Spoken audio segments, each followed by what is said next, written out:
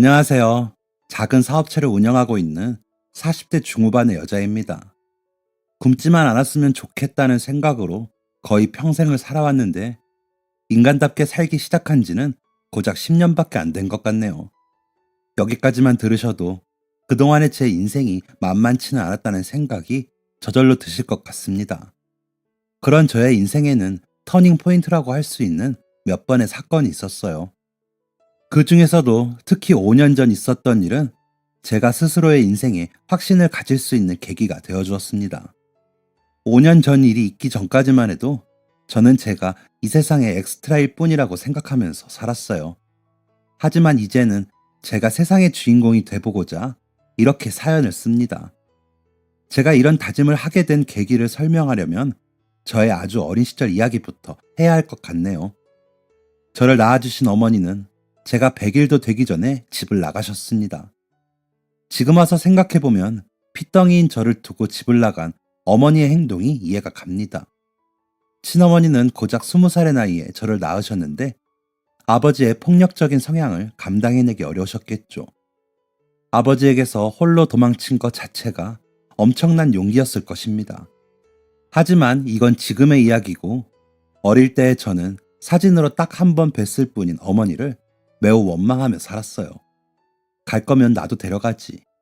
왜 나를 이 지옥 같은 집구석에 버려두고 나갔는지 어머니가 정말 미웠습니다. 어머니를 향한 원망은 아버지가 저에게 손을 올리실 때마다 더욱 커져갔어요. 그 원망의 대상은 아버지가 되어야 하는 게 맞는데 우습게도 저는 어머니를 원망하며 살았죠. 아마 제 곁에 있는 유일한 핏줄인 아버지를 차마 외면하지 못했던 것 같습니다. 아버지는 술을 좋아하는 분이셨어요. 그리고 자존심도 강하셨죠. 그래서 술이 취하지 않은 상태에서도 사람들과 시비가 붙기 일쑤였습니다. 술에 취하면 더 심했죠. 소리 지르고 욕하는 건 기본에 주먹도 휘두르셨습니다. 왜소한 체격의 아버지는 싸움이 나면 늘 지면서도 사람들에게 시비를 거셨습니다. 너 나보고 웃었지? 내가 우스워? 라는 말은 아버지와 함께 있을 때면 늘 듣는 말이었습니다. 지나가던 사람들 중 아버지와 눈이 마주친 모든 사람들은 이런 이야기를 들어야 했죠. 아버지는 남자 여자를 가리지 않으셨습니다. 특히 자신보다 왜소한 사람에게라면 더더욱 심하게 시비를 거셨죠. 하지만 아무리 여자라고 해도 아버지보다 작은 경우는 많지 않았기 때문에 아버지는 늘 지는 쪽이었습니다. 결국 그런 아버지의 해소하지 못한 분노는 저를 향했어요. 저는 제가 기억나는 아주 어린 시절부터 아버지에게 손찌검을 당했습니다. 한 번은 이런 일도 있었어요. 국민학교 고학년에 올라갈 쯤이었을까요? 손질해주는 사람이 없어 머리가 지저분하게 길어졌던 저는 동네 개구쟁이 아이들에게 귀신 머리라는 별명으로 놀림을 당했습니다. 머리는 자주 감고 잘 빗어져야 한다는 사실을 몰랐던 저는 그저 그런 놀림을 피해 도망 다닐 뿐이었죠. 제가 개구쟁이 아이들에게 도망을 다니는 게 익숙해지자 중요한 재밌거리를 잃은 아이들은 큰 결심이라도 한 듯이 동네를 샅샅이 뒤져서 저를 찾아냈습니다. 그러곤 제 머리에 씹던 자신들의 껌을 마구 붙였어요.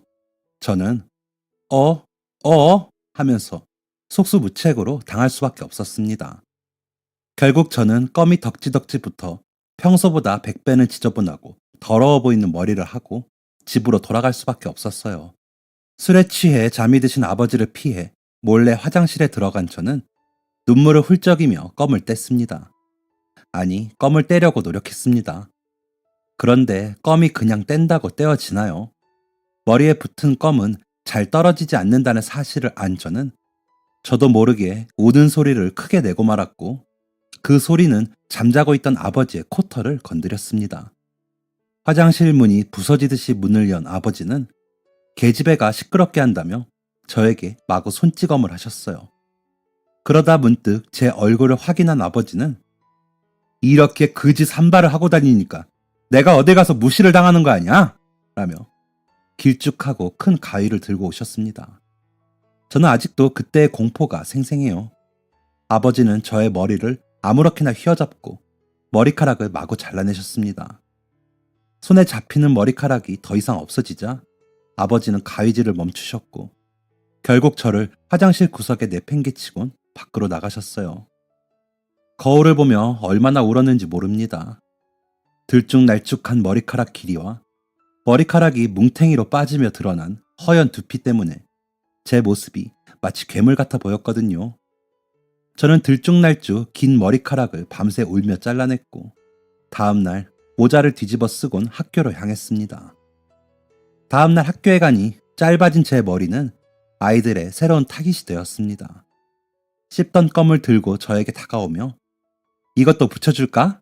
라며 비아냥거리는 아이들도 있었죠. 아이들의 놀림이 일주일 정도 지속되었을 때 저는 결국 폭발하고 말았습니다. 아이들의 놀림 때문이 아니었어요. 정확하게는 저의 콤플렉스 때문이었죠. 그동안의 일주일 동안 저를 놀리는 아이들은 2명에서 3명으로, 3명에서 10명으로 늘어났습니다. 그중 저를 가장 심하게 놀리던 한 아이가 저를 또 괴롭히던 중이었습니다. 그 아이는 저에게 넌 여자애가 머리꼴이 그게 대체 뭐야? 집에 가서 엄마한테 가발이라도 사달라고 해. 라며 조롱했죠. 그때 저와 옆집에 살던 한 여자아이가 조용한 목소리로 쟨 엄마 없는데? 라고 이야기했습니다. 비록 그 아이는 조용히 말했다 하더라도 엄마 없는데 라는 말은 모든 아이들이 듣기에 충분했고 절 심하게 놀리던 아이는 저에게 뭐야, 너 엄마 없었어? 어쩐지 하고 다니는 게 딱 엄마 없는 애더라. 라며 또다시 절 조롱했습니다. 그때 저는 무언가가 뚝 끊어지는 것을 느꼈습니다. 이후로는 걷잡을 수 없는 일이 벌어졌어요. 제가 저를 놀리던 아이에게 마구 주먹을 휘두른 것이죠. 짐승처럼 소리치며 난리를 피우던 저는 결국 건장한 남자 선생님이 오시고 나서야 반 아이들과 분리될 수 있었습니다. 이후로는 학부모들이 찾아와 고성을 치는 일들이 이어졌어요. 결국 아버지도 학교로 소환되셨죠. 아버지를 학교로 모시고 오라는 이야기를 들었을 때 저는 눈을 꼭 감고 나는 이제 끝났다 라는 생각을 했습니다. 하지만 아버지는 학교에서 싸움이 나서 아버지가 오셔야 한대요 라는 제 말을 듣고 눈을 반짝이셨어요. 그 다음날 바로 학교로 찾아오신 아버지는 제가 먼저 주먹을 올렸다는 사실을 듣자 교무실 안에서 화통하게 웃으셨습니다. 아버지가 웃으시는 모습은 생전 처음이었어요. 그런데 그래, 그래야 내 자식이지 라며 웃는 아버지의 모습은 제 눈에 기괴하게 보이기까지 했습니다. 아버지는 저에게 잘했다며 사탕마저 쥐어주기까지 했죠. 그런 아버지와 집으로 돌아가는 길 저는 다짐했습니다. 다시는 분에 못 이겨서 다른 사람을 해하지 않겠다고 말이죠. 절대 분노 때문에 이성을 잃는 일은 만들지 않겠다고 말입니다. 이렇게만 보면 제가 어린 나이에 굉장히 큰 깨달음을 얻은 것처럼 보이지만 제대로 된 애착 관계를 형성하지 못한 채 자란 저는 심각한 자존감 결여와 피해 망상에 시달렸습니다. 수업 시간 도중 재채기라도 하면 나 때문에 다들 집중이 깨졌다고 화낼 거야 라며 주변을 살폈고 아주 작은 실수라도 하면 이것 봐, 나는 안 돼. 나는 뭘 해도 안 되는 녀석이야 라며 자책했죠. 중학생이 되면서 다른 지역으로 이사를 갔기 때문에 아이들의 괴롭힘과 놀림에서는 벗어날 수 있었지만 사춘기가 오면서 상태는 점점 심각해졌습니다. 거기다 중학교 2학년 때 아버지에게 풍이 왔습니다. 중학교 2학년이 끝날 무렵에 아버지는 제대로 걷는 것조차 힘들어 하셨어요. 그렇게 아버지가 근근히 벌어오는 돈마저 사라지자 저는 졸지에 가장이 되었습니다. 학교 수업은 둘째치고 일단 두 사람 입에 풀칠하는 것부터 걱정해야 했어요. 그 와중에 아버지의 불같은 성격은 더욱 심해졌습니다. 제가 기분 좋은 일이 있어서 조금이라도 미소를 띠고 집에 들어오면 이게 애비는 불구돼서 누워있는데 계집애가 밖으로 나돌기나 하고 아비를 무시해도 유분수지 라며 저에게 폭언을 하고 집안에 있는 모든 물건을 집어던졌습니다. 어느새 저의 하루 마지막 일과는 아버지가 깨부순 가구와 집기들을 치우는 게 되어버렸어요. 그 짓을 1년 정도 하고 나니 집에 나만한 물건이 없더군요. 집어던질 물건이 없어서인지 아니면 집어던질 기력이 더 이상 남지 않아서인지 모르겠지만 아버지는 어느 순간부터 조용히 집에서 술만 드셨습니다. 제가 집에 들어오는지 안 들어오는지는 제대로 보지도 않으시고 오로지 술만 드셨죠. 아버지는 술을 안 드시면 포악해지셨기 때문에 저는 그저 아버지의 술이 떨어지지 않게만 해두었습니다. 그러면서 저는 아버지와의 생계를 위해 몸이 부서져라 일했습니다. 고작 중학교 2학년짜리 여자아이를 써주는 곳은 많지 않았어요. 사정사정해서 일을 시작해도 제대로 된 월급을 받지도 못했죠. 대부분의 사장들은 너는 여기서 이 돈 받고 일하는 것만으로도 감사해야 해. 누가 너 같은 애를 써주겠니? 라고 말하거나 싫으면 다른 데 가던가 너 말고 일할 사람 많아 라며 으름장을 놓기 일쑤였습니다. 결국 저는 남들과 같은 돈을 벌기 위해 두 군데 세 군데에서 일을 해야만 했죠. 그러다 보니 당연히 학교 생활은 엉망이었습니다. 중학교도 겨우 졸업한 저는 결국 고등학교 진학을 포기하고 말았습니다. 일자리는 생각보다 쉽게 구해졌어요. 국민학교 다닐 때 겪었던 그 사건 때문에 짧은 머리만 고수하던 저를 사장님들이 남자아이로 봤기 때문입니다. 중학교 교복을 입고 다닐 때는 치마를 입고 있어서 여자인 게 그나마 티가 났는데 남들이 입다 버린 펑퍼짐한 옷들만 입다 보니 전혀 여자아이로 보이지 않았던 것이죠. 그렇게 저는 하루에 두 군데서 일을 하며 그렇게 하루하루를 보냈습니다. 제가 그렇게 일만 하며 살 때 서태지와 아이들이 엄청난 인기를 끌었다고 하는데 저는 그런 시대의 변화를 느낄 틈이 없었어요. 그저 매일 입에 풀칠하면서 살 뿐이었죠. 삶의 목표, 꿈 같은 것도 전혀 없었습니다. 윽박지르는 사장님 눈치 보고 뭐 이런 게 서빙을 하냐는 듯한 눈빛을 보내는 손님들을 견뎌낼 뿐이었어요. 아, 유일한 낙이 하나 있었네요. 조금씩이나마 쌓이는 통장 잔고를 보는 것. 그게 유일한 낙이었습니다. 그럼에도 불구하고 친구 하나 없이 매일 반복되는 일상은 저를 외롭게 만들었어요. 그리고 그 외로움은 저를 지치게 했죠. 나도 모르는 사이에 지쳐가던 18살 겨울, 제 인생 최고의 암흑기가 찾아왔습니다. 그날은 일자리를 하나 잃은 날이었어요. 경기가 안 좋으니 어쩔 수 없다는 걸 알면서도 매우 마음이 힘들었었습니다. 그렇게 안 좋은 마음을 이끌고 집에 들어왔는데 집이 조용하더군요. 원래 아버지가 TV를 보시는 소리라도 나야 하는데 집은 너무나 고요하고 적막했습니다. 혹시 하는 생각으로 온 집안에 불을 켜고 아버지의 방문을 열었는데 아버지가 항상 누워 계셨던 자리엔 아버지가 계시지 않았습니다. 아버지는 늦은 시간에 혼자 어딘가를 갈 정도의 몸 상태가 아니었습니다. 화장실도 겨우 일어나서 가시는 분이 집 밖으로 나갈 방법은 거의 전무했죠. 저는 아버지가 사라진 것에 매우 의아함을 느끼며 우선 경찰에 신고했습니다. 아버지의 친구도 평소에 아버지가 어떻게 지내시는지도 몰랐기 때문에 방법은 그뿐이었어요. 경찰이 우선 기다려봐라 라는 말을 남기고 돌아간 후 한참을 앉아있던 저는 갑자기 머리끝부터 발끝까지 소름이 오소소 돋는 경험을 했습니다. 그 자리에서 일어나 온 집안을 뒤졌죠. 집안을 발칵 뒤집은 결과 저는 아버지가 제 전 재산을 들고 사라졌다는 사실을 알게 되었어요. 통장, 저금통 등등 제가 그동안 모아놓은 모든 돈이 사라진 것이죠. 그때부터는 가만히 집에 앉아 있을 수가 없었습니다. 앞집, 옆집의 문을 두드리고 동네 슈퍼, 가까운 가게를 돌아다녔어요. 한 번이라도 아버지를 만난 적이 있는 사람들을 찾아다닌 것이죠. 그런데 정말 안타깝게도 아버지의 행방을 아는 사람은 없었습니다. 분명 깜깜한 밤이었는데 저에게 보이는 하늘은 노랬어요. 어떻게 해야 하지? 라는 생각조차 하지 못했습니다. 저는 그저 멍하니 사람들에게 우리 아버지 보셨어요? 라고 물으면서 다닐 뿐이었죠. 아버지의 행방을 알게 된 것은 2달 정도가 흐른 뒤였습니다. 백방으로 아버지의 행방을 찾아다녔지만 결국 찾을 수 없었던 저는 곧장 일을 시작할 수밖에 없었어요. 모아놓은 돈이 모두 사라졌기 때문에 마냥 아버지를 찾아다닐 수만은 없었죠.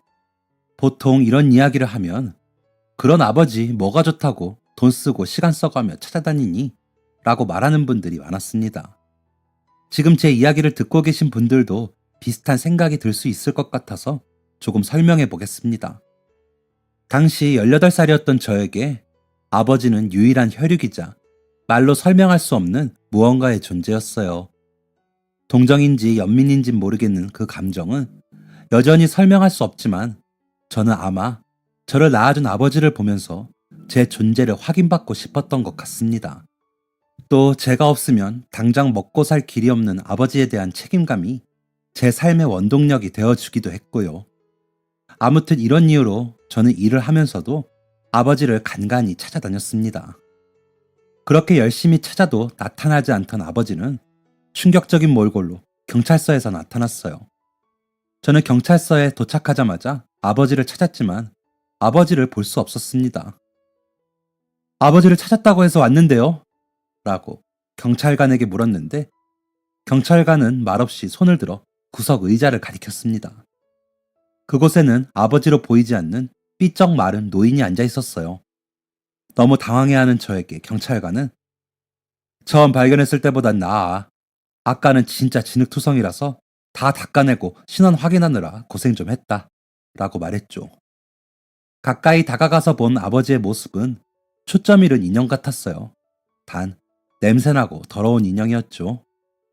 제가 앞에서 아버지의 이름을 부르고 손을 흔들고 귓가에 소리를 쳐도 아버지는 어떤 반응도 하지 않았습니다.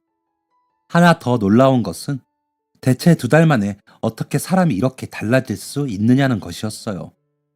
40이 조금 넘은 나이의 아버지는 7, 80대 정도 되는 노인의 모습이었습니다. 머리는 희게 되었고 삐쩍 마른 얼굴에는 주름도 자글자글했죠.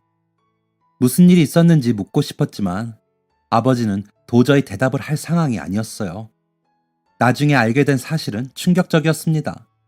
아버지는 아주 가끔 떨어진 안주를 사기 위해 집 밖으로 나가셨고 그 과정에서 자신에게 특히 친절한 부자를 만났다고 합니다. 온몸을 금으로 휘감은 그 사람은 아버지의 인생을 매우 안타까워하며 접근했고 자신이 부자가 된 방법을 알려주겠다며 아버지를 꼬시기 시작했죠. 조금의 자본금만 있다면 너도 나처럼 부자가 될 수 있어 라는 부자의 말에 속아 넘어간 아버지는 결국 제가 밖에 나간 틈을 타서 제 모든 돈을 가지고 나가셨던 것입니다. 다들 예상하셨겠지만 우선 거동이 불편했던 아버지는 부자와 차를 타고 이동하던 중 인적 드문 시골길 도랑에 버려졌어요. 돈을 모두 뺏기고 흠씬 두들겨 맞는 건 덤이었죠. 아버지가 버려졌던 시골 마을은 일반적인 마을이 아니었던 것 같습니다. 아마 그 부자와 한통속이었겠죠. 그들은 약 2달간 쓰러져 있는 아버지를 마치 가축 취급했다고 합니다. 가뜩이나 기력을 잃은 아버지에게 그런 생활은 너무나 가혹했고 결국 정신을 놓아버리셨죠. 물론 이 이야기는 아주 나중에야 드러난 이야기입니다. 아무튼 저는 그 이후로 화장실도 가리지 못하는 아버지를 보살피며 생계를 꾸려갔습니다. 정말 인생의 암흑기였죠. 아버지가 그렇게 되신 이후로는 허리띠를 더욱더 졸라매어야 했어요. 돈을 모으는 건 상상도 못했죠. 일자리를 모두 잃고 겨우 들어간 식당 한 군데서는 월급도 제대로 받지 못했기 때문에 그저 먹고 사는 것에 감사하며 살아야 했습니다. 그런데 힘들게 일을 하고 집으로 들어가는 길, 저는 문이 활짝 열려있는 중국집 앞에서 발걸음을 멈췄습니다. 고소하게 퍼져나가는 짜장면의 냄새는 제 코 언저리를 간지럽혔죠. 언제 마지막으로 짜장면을 먹어봤는지 기억조차 나지 않았던 저는 그 자리에 멈춰 서서 한참 동안 서성였습니다. 코를 한껏 벌리고 조금 더 많은 냄새를 맡으려고 킁킁거렸죠. 자연스럽게 배에서는 꼬르륵 소리가 났고 저는 부끄러운 줄도 모르고 눈을 감은 채 냄새를 맡아댔습니다.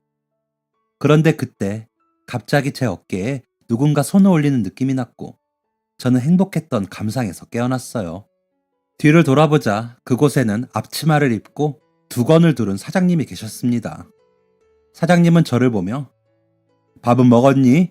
라고 말씀해 주셨어요. 하지만 저는 그 말을 듣자마자 도망을 쳐버렸습니다. 들어와서 사 먹지 왜 그러고 있어?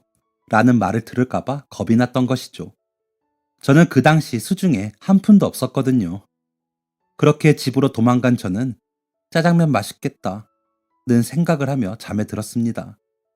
다음 날 마찬가지로 일을 마치고 짜장면 집 앞을 지나가는데 어제의 기억이 생각났어요.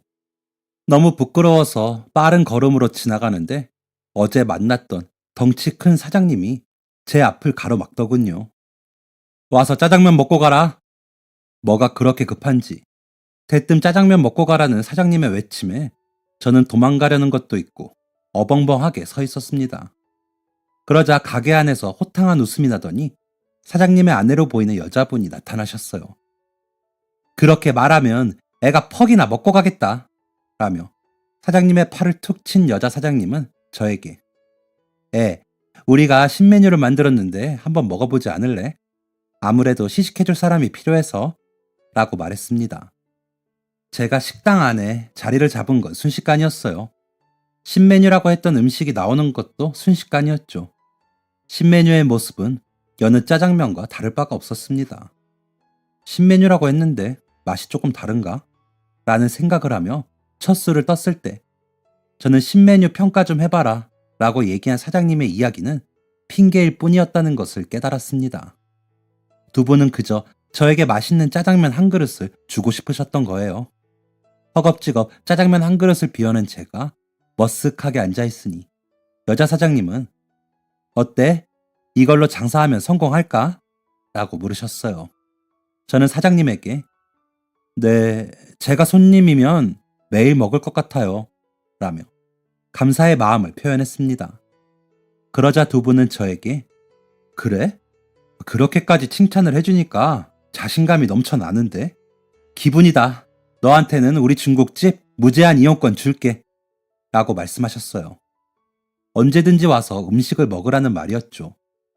너무 감사한 말이었는데 왜 그 말이 그토록 부끄러웠는지 저는 감사합니다라는 말을 흘리듯 던지고 집으로 향했습니다.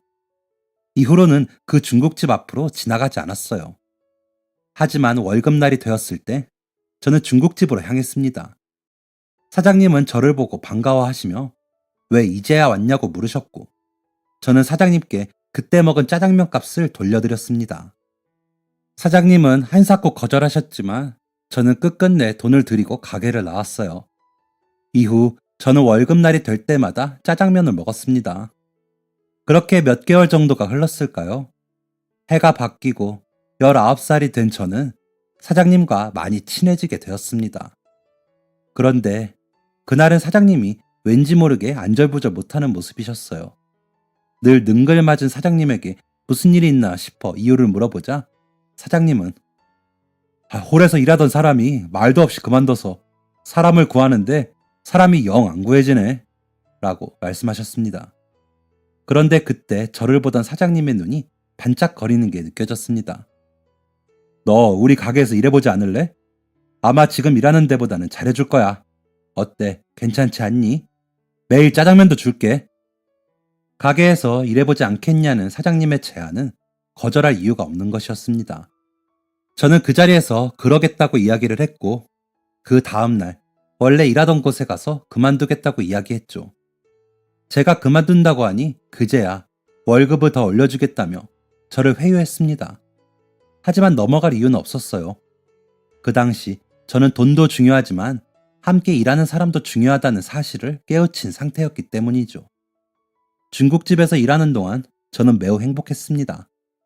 가끔 진상들이 있긴 했지만 그 정도야 뭐 지금까지 겪어온 인간들에 비하면 애교 수준이었죠. 무엇보다 좋은 사장님과 함께 일할 수 있다는 것이 매우 감사했습니다. 하루는 사장님이 다리를 다치셔서 배달을 못 가실 때의 일이었어요. 갑작스러운 일이었기 때문에 2시간 거리의 대학을 다니고 있는 사장님의 아들이 와서 배달을 도왔습니다. 그렇게 사장님의 아들과 여자 사장님이 배달 일을 하며 폭풍 같던 일주일이 지나자 사장님은 저에게 혹시 원동기 면허를 딸 생각이 없는지 물었어요. 사장님은 제가 그런 거 하나 배워두면 좋겠다는 생각을 하면서도 그거 따는데 돈 들지 않나? 라는 생각을 하는 걸 아셨는지 배우는데 필요한 돈은 내가 내줄게. 연습도 도와줄 수 있을 거고 어떠니? 라고 말씀하셨습니다. 거절할 이유가 있나요? 저는 그날부터 특훈 끝에 오토바이를 끌 수 있게 되었습니다. 저는 오토바이가 참 마음에 들었어요. 헬멧을 쓰면 제 얼굴도 잘 안 보이고 얼굴에 부딪히는 바람은 해방감 같은 것도 가져다 주었거든요. 그렇게 오토바이 면허를 따며 홀 배달을 종횡무진하던 저는 19살 가을 아버지를 잃게 되었습니다. 사실 아버지가 곧 돌아가실 거라는 건 애초에 예상하고 있던 일이었어요. 다만 그때가 언젠지 몰랐을 뿐이었죠.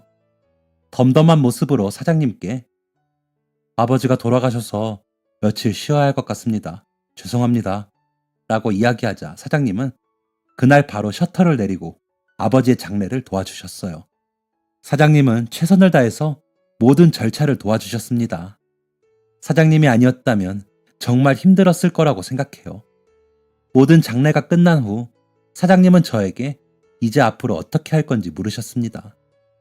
저는 아무 말도 할 수 없었어요. 지금까지 그런 고민을 해본 적이 없었거든요.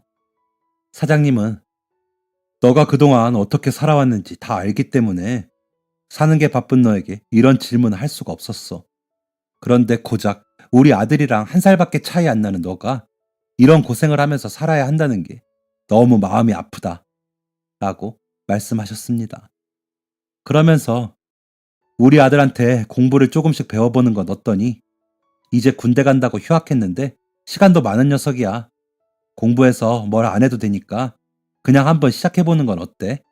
라고 제안을 해주셨죠. 저는 또 한 번 생각했습니다. 거절할 이유가 있나?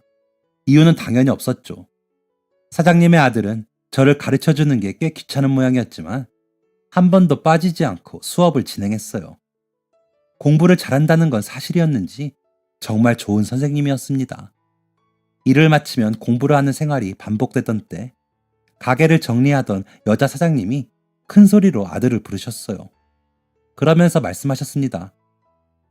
오늘은 승현이 데리고 아버지랑 사우나 좀 다녀오지 그래. 엄마는 오늘 개모임 있어. 저는 순식간에 얼어붙었습니다. 사장님은 여전히 저를 남자아이라고 생각하고 계셨던 거였어요. 저는 당연히 오랫동안 저를 보시면서 제가 여자아이라는 것을 아셨을 줄 알았습니다. 어쩐지 선물이라며 옷을 주실 때마다 남자 옷을 주신다 하더니 너무나 어이없는 상황에 저는 얼어 있었습니다. 지금 내가 여자라는 사실을 밝혀도 될까? 혹시 내가 남자아이인 줄 알고 잘해주셨던 거면 어떡하지? 지금까지 속였으니 썩 꺼지라고 하면 어떡해? 라는 생각을 했죠. 설상가상으로 사장님마저 그래 좋다.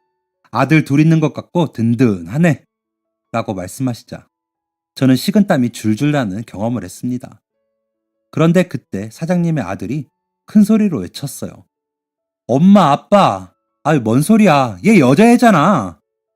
식당의 공기는 순간 가라앉았고 5초 정도의 정적이 흐른 뒤에 부엌에선 사장님 두 분이 뛰쳐나왔습니다.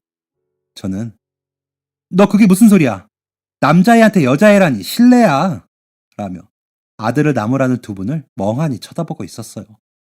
제 표정을 본 두 분은 설마 진짜니? 라고 물으셨죠. 저는 그저 고개를 천천히 끄덕일 수밖에 없었습니다. 저는 솔직히 쫓겨나도 할 말 없다고 생각했는데 두 분은 오히려 저에게 진심으로 미안해 하셨어요. 어머 어쩜 이렇게 예쁜 애를 그동안 남자아이라고 오해를 했네. 내가 미안하다. 아니 어떻게 오토바이 타고 다니면서 배달을 했어. 무거웠을 텐데. 라는 말로 한참을 사과하셨죠. 그날 저는 여자 사장님과 처음으로 대중 목욕탕에 갔습니다. 제 머리를 깨끗하게 감겨주신 여자 사장님은 머리를 넘겨주시며 이렇게 예쁜 얼굴을 내가 그동안 모르고 살았네 라고 말씀해 주셨어요. 수증기 속에서 남아있는 그때의 기억은 제 인생에서 가장 따뜻한 순간입니다. 이후로 두 분은 없던 딸이 생겼다며 저를 매우 아껴주셨어요. 지하를 뚫고 내려갔던 제 자존감은 두 분의 애정 덕분에 회복되었고 피해망상 같은 것도 거의 모두 회복되었습니다. 또 두 분은 정말로 저를 친자식처럼 여겨주셨어요. 여자라는 것을 알게 된 후 내 딸이라면 안 시켰다 라고 말씀하시면서 저에게 오토바이 키 대신 카운터 일을 맡기셨던 것이죠. 아무리 그래도 돈이 오고 가는 곳인데 저를 믿어주신다는 사실이 감사할 뿐이었어요. 그렇게 2년 뒤 저는 꿈이 생겼습니다. 대학에 가는 꿈이요. 또 대학에서 경영학을 공부해서 회사를 차리고 사장님이 저에게 해주셨던 것처럼 저도 다른 사람들을 돕겠다는 꿈을 갖게 되었습니다. 그런데 꿈을 꾸게 된 지 얼마 되지 않아 사장님이 가게 문을 닫게 되었다는 소식을 듣게 되었습니다. 차로 5시간 정도 걸리는 지방 먼 곳에 홀로 사시는 사장님의 어머니가 쓰러지셔서 어머니를 부양하기 위해 가게를 정리한다는 것이었죠. 너무 아쉬운 마음에 저는 사장님, 어머니가 오시면 안 되는 거예요? 라는 철없는 질문을 해버렸습니다. 그러자 사장님은 너무 연로하셔서 고향에서 생을 마무리하고 싶으신가 봐. 원래는 안 그러셨는데 고집을 꺾지 않으시네. 라고 말씀하셨어요. 사장님은 저에게 함께 가겠냐고 제안해 주셨지만 당시 저에게는 꿈이 생겼었기 때문에 공부를 해야 하는 상황이었습니다. 결국 저는 사장님과 눈물의 이별을 해야 했고 꼭 성공해서 사장님을 찾아뵙겠다는 다짐을 하게 되었어요. 이후 저의 인생은 순탄하지는 않았지만 그렇다고 크게 굴곡지지도 않았습니다. 지금까지 겪어온 일들에 비하면 모두 견딜 만한 일들이었거든요. 저는 몇 년의 공부 끝에 원하던 대학에 합격할 수 있었습니다. 엄청나게 좋은 대학은 아니었지만 대학에 갈 수 있다는 사실만으로 만족했어요. 일하면서 공부까지 하느라 사장님 부부와는 연락을 자주 하지 못했지만 사장님의 아들과는 간간히 식사를 하며 두 분의 근황을 듣곤 했습니다. 그런데 어느 순간부터 두 분과도 사장님의 아들과도 연락이 닿지 않았습니다. 그렇게 연락이 두절된 채로 바쁘게 산 지 6년 정도가 지났을까요? 저는 아파트 전셋집에 당장 결혼할 수 있을 정도의 결혼 자금을 모은 경제력을 갖추게 되었습니다. 주변을 챙길 여력도 없이 바쁘게 살던 저는 문득 사장님을 뵌 지 너무 오랜 시간이 지났다는 생각을 하게 되었습니다. 오랜만에 휴가도 받았겠다. 사장님의 아들에게 전화를 걸었어요. 하지만 혹시나 안 받으면 어떻게 해야 하지? 라는 걱정이 앞섰습니다. 그런데 다행히도 사장님의 아들은 전화를 받았어요. 잘 지냈는지 서로의 안부를 간단히 묻고 이번엔 사장님을 찾아뵙고 싶다는 의사를 전했는데 사장님 아들의 목소리가 묘하게 가라앉아 있더군요.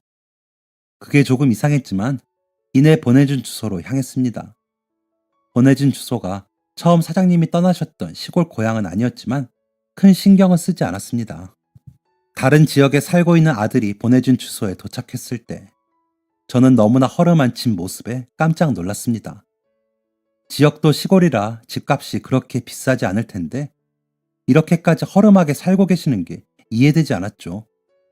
조심스럽게 마당을 향해 들어서는데 마루에 앉아 계시던 분과 눈이 마주쳤습니다. 사장님이셨어요.